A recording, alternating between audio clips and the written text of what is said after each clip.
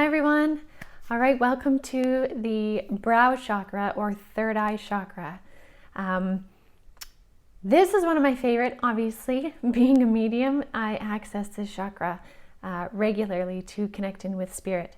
And although sometimes I can see them visually, sometimes I see them in my mind's eye being that chakra.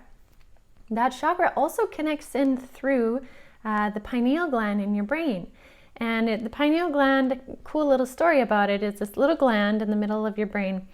And when they've done autopsies in the past on somebody that was psychic, they recognized an enlarged pineal gland is what they said. But if you read in a lot of different ancient texts, they're saying that those with an awakened mind have the awakened size of a pineal gland, and that the majority of us now have a shrunken pineal gland because we're not using it. So it's pretty cool. The third eye in between the brow, when that opens, it connects deeply into your pineal gland. And for a lot of people, when it begins to open, it actually kind of gives you headaches, which is that they say increasing in size. Pretty cool. So this one is represented by an indigo color. This is my best version here. And it's really, like I said, an awakening of the mind. It's a place where we start to question things and question the truths of what we know, sometimes in the greater pictures and even in terms of kind of who we are, but in relation to that greater picture. Does everything that I know up to this point really relate to how I feel? And it gets us thinking outwardly. It's also this place where we can, like I said, access spirit, but also access the dream realm and the astral realm and anything that is really deeply visual for us, but in an expanded state. So for those of you that have really vivid dreams, this is a place where you are probably very active at nighttime through your third eye brow chakra. It's also, like I said, how we can awaken to a greater consciousness. But in order for that to happen, we need permission. And when I say we need permission or you need permission from your own brain to do so. If you think about it, the two hemispheres of the brain, the left brain is very logical, linear, and organized. The right brain is very curvilinear and expressive and unlimited. And when they measured the frequencies of the brain, they saw that there was such a much more limited amount in the left brain versus the right brain. And so basically what it needs is, in order for your right brain, which is connected to your spiritual gifts, to expand and run free, the left brain has to give it permission.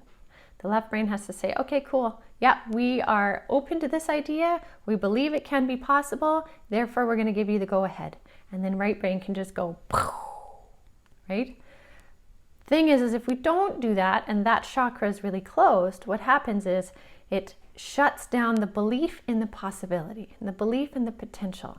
Therefore, anything that does happen to us, we kind of brush it off, or we think, no, that couldn't possibly be, or no, I couldn't have seen that, or oh, that was a weird coincidence of, this or that.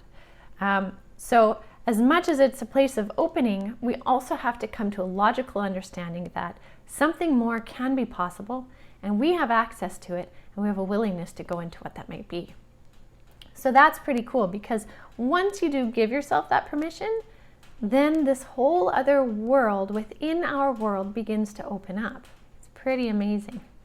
So again, this is where we can get intuitive signs, symbols, messages, images, again, either within your mind's eye, just like if I say to you, picture a white elephant right now, you're not seeing it outside with your actual eyes, but you can see it in your mind's eye. That's how they can bring through messages that way, but also sometimes externally.